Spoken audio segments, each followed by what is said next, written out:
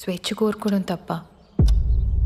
అది దొరకనంత వరకు యుద్ధం, దొరికాక భయం. అడుగెటు వేయాలి? స్వేచ్ఛ వైపా, భయం వైపా? సమాధానాల కన్నా ప్రశ్నలే ఎక్కువ. ఇప్పుడే కాదు, అప్పుడు కూడా. సత్య, అమ్మ సత్య. వస్తున్నానమ్మా. నేను ఒక క్షణం కనిపించకపోయినా కంగారు పడే అమ్మ.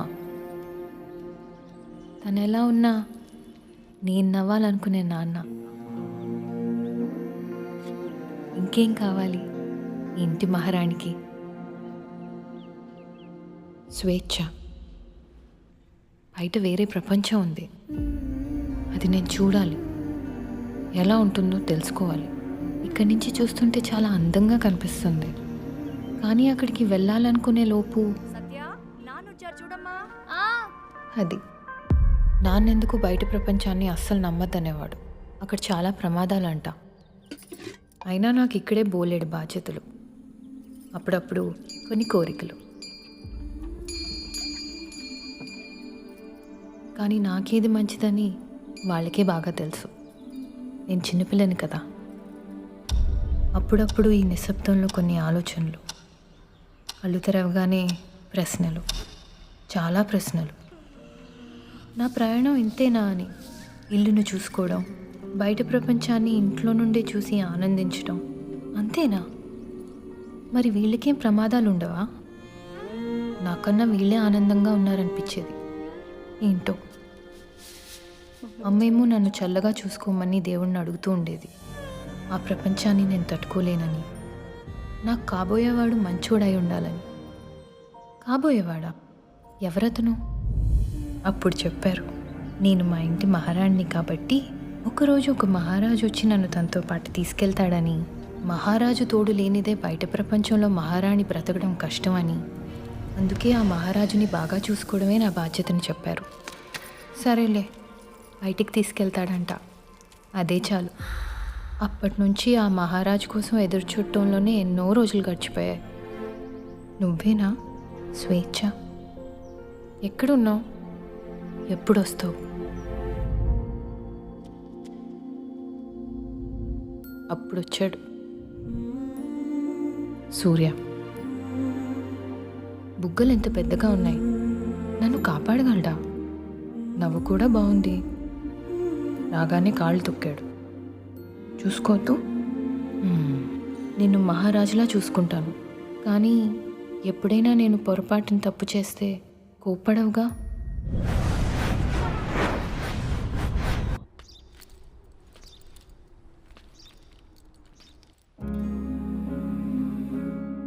కొత్తగా ఉంది, మెల్లమెల్లగా అలవాటైపోతేమో. ఒకవేళ అవ్వకపోతే, నాకు నచ్చకపోతే? సారీ. భయం వేస్తుంది.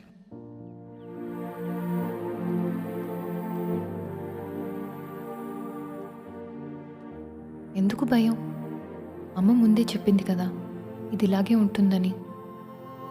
కంగారు పడకు. కొన్ని రోజులు అతన్ని గమనించాలి, కొన్ని రోజులు అతన్ని బాగా చూసుకోవాలి. సత్య,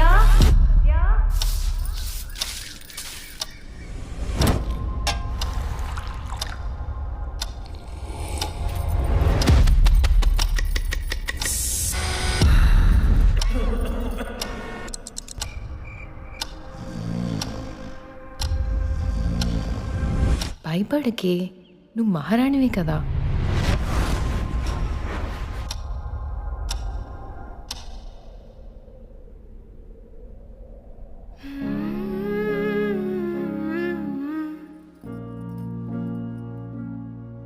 గుడ్ మార్నింగ్. కాఫీ తీసుకో. టిఫిన్ రెడీ చేశాను, నెమ్మదిగా రెడీ అయ్యారా, తిందుగాని. నాలో ఒక చిన్న విడియమే మొదలైందే ఇప్పుడిలా.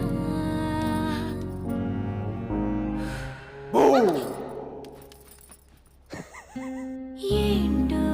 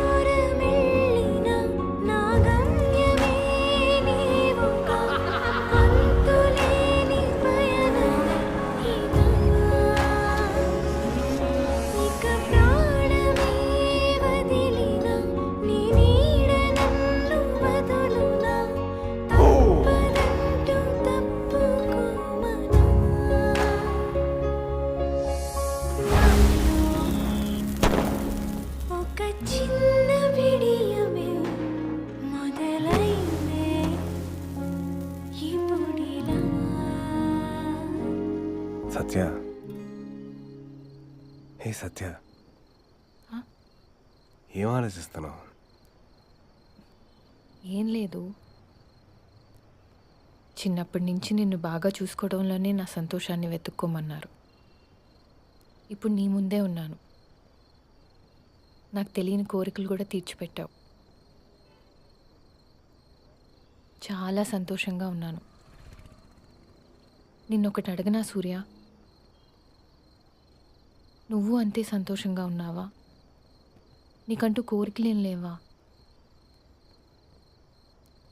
మనది వేరువేరు జీవితాలు కాదు సత్య, వేరువేరు కష్టాలు మాత్రమే. నా చిన్నప్పుడంతా తాగుడు నుంచి మా నాన్నని, తాగొచ్చిన మా నాన్న నుండి మా అమ్మని కాపాడుకోవడంలోనే సరిపోయింది. పెద్దయ్యాక బాధ్యతలు ఉండనే ఉన్నాయి. నాకు కోరుకుంది సత్య, మన పిల్లలతో నేను ఓ పిల్లల్లా మారిపోయి ఆడుకోవాలి. మనం పడ్డ కష్టాలు వాళ్ళు పడకూడదు సత్య. నాకు అంతకన్నా ఇంకేం కావాలి చెప్పు?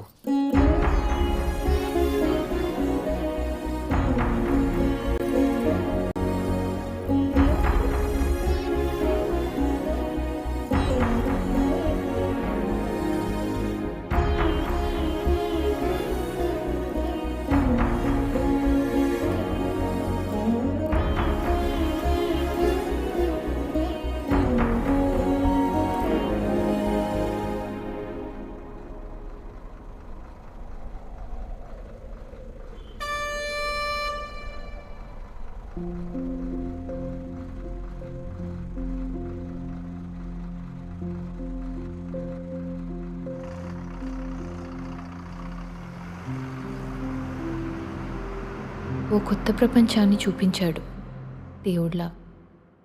ఎప్పుడూ నా పక్కనే ఉండేవాడు, ఇప్పుడు ఉద్యోగం అని వెళ్ళిపోతున్నాడు.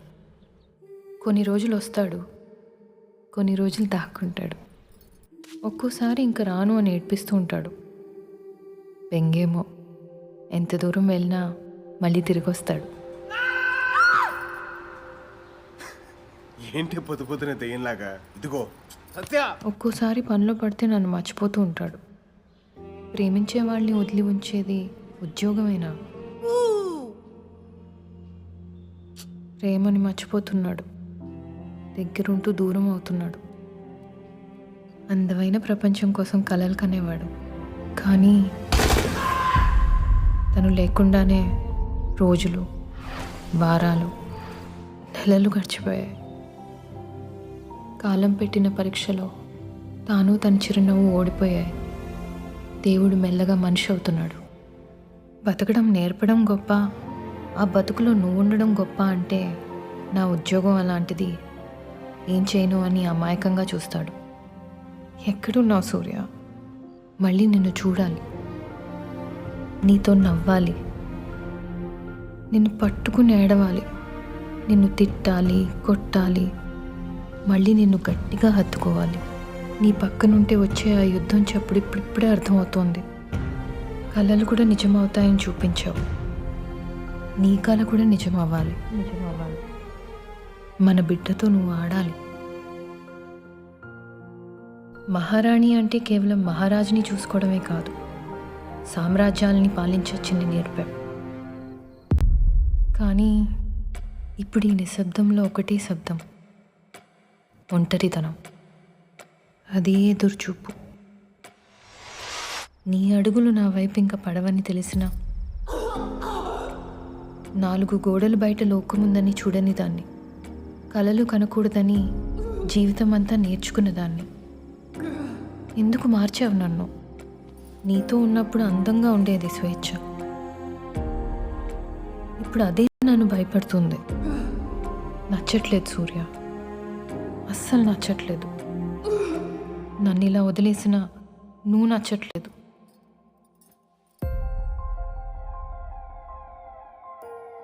ఇద్దరం కన్న కలల్ని నేను ఒక్కదాన్నే తీర్చడం అస్సలు నచ్చట్లేదు. కానీ పోరాడతాను సూర్య, నీకోసం పోరాడతాను. నువ్వు కలకన్న ప్రపంచం కోసం చేసే యుద్ధం చాలా గొప్పది.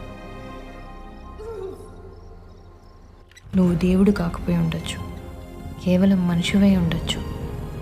నువ్వు భర్తగా నువ్వు ఓడిపోయి ఉండొచ్చు, కానీ ఒక భర్తమాత బిడ్డగా నువ్వు ఎప్పుడూ ఓడిపోలేదు.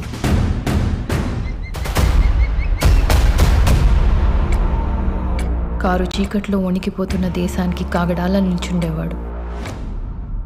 కాలిపోతున్న నేలకి తన రక్తాన్ని ఇచ్చేవాడు.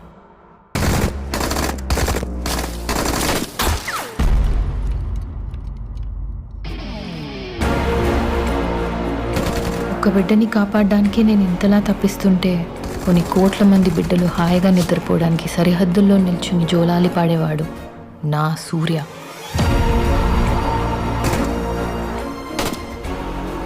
అందరినీ చల్లగా చూసే దేవుడు కూడా ఒక క్షణం కన్నార్పుతాడేమో.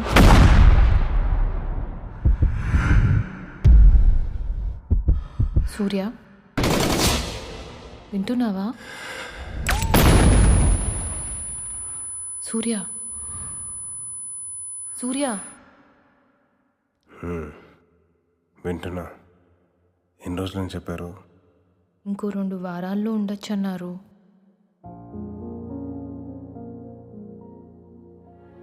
సూర్య, ఉన్నా చెప్పు. వస్తున్నావు కదా?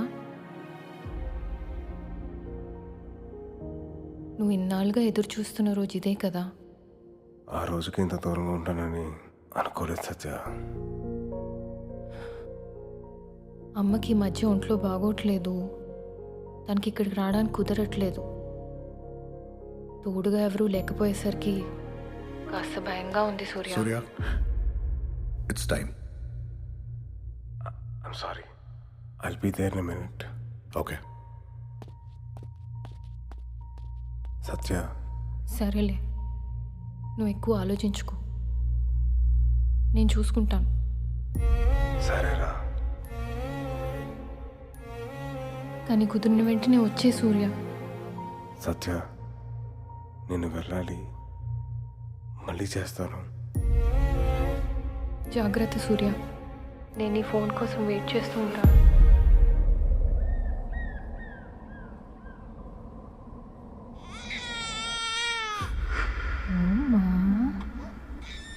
బంగారు ఏడవుతున్నా? బంగారు బంగారు కొండ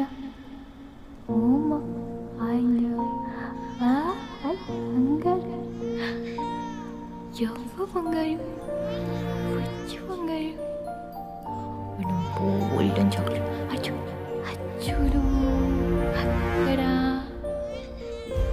నాన్న వచ్చేస్తారు, తొందరగా వచ్చేస్తారు.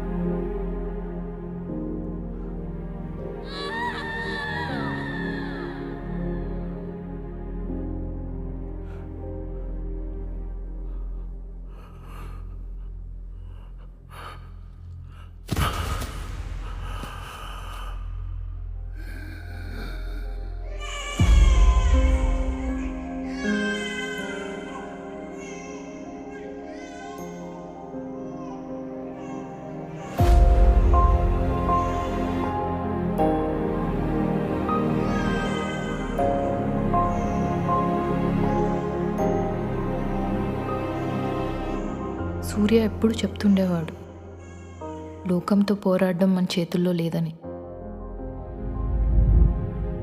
కానీ మనం బ్రతకడానికి ఒక అందమైన ప్రపంచాన్ని వెతుక్కోవడం మాత్రం మన చేతుల్లోనే ఉందని. అది చిన్నదే అయి ఉండొచ్చు, అక్కడ పెద్ద కలలు ఉండకపోవచ్చు, కానీ ప్రేమ ఉంటుంది. ఎక్కడికి వెళ్ళినా, ఎంత దూరం వెళ్ళినా మనల్ని కాపాడేది ఆ ప్రేమే. ఎన్ని కష్టాలు వచ్చినా మనల్ని పోరాడమనేది ఆ ప్రేమే.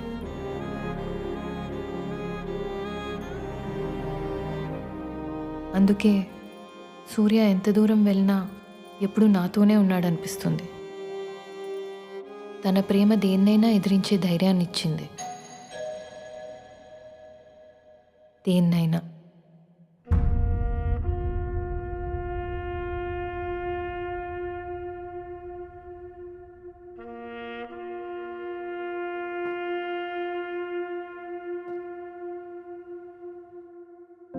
విను, నేను మళ్ళీ ఎప్పటికీ తిరిగి రాకపోవచ్చు.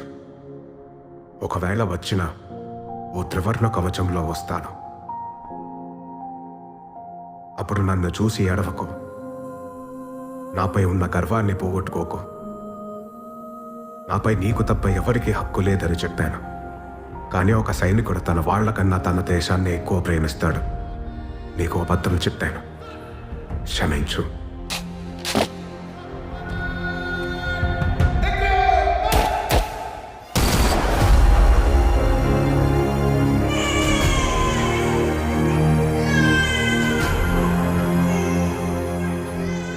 ఆ నుదుట కుంకుమ తీయకు.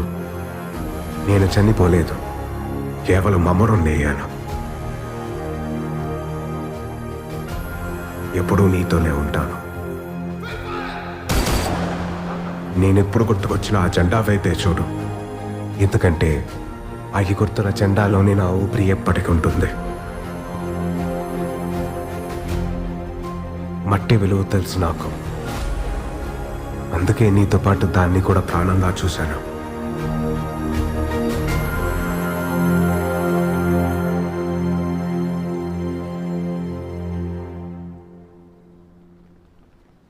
స్వేచ్ఛ అందరూ కోరేదే. భయం అందరికి ఉండేదే. ఆ భయాన్ని దాటి వేసే మొదట అడిగే స్వేచ్ఛ. పుట్టిన క్షణం నుంచి వెంటాడే మరణాన్ని మర్చిపోయి నవ్వుతుండడమే స్వేచ్ఛ. యుద్ధం ఎదురైనప్పుడు నీ వెనక ఎవరూ లేకపోయినా ధైర్యంగా తలెత్తుకుని నిలబడ్డమే స్వేచ్ఛ. నీ ఆఖరి శ్వాస వదిలే వరకు భయపడుతున్న నువ్వు ప్రేమించే లోకం కోసం గర్వంగా ప్రాణం ఇవ్వడమే స్వేచ్ఛ. స్వేచ్ఛ.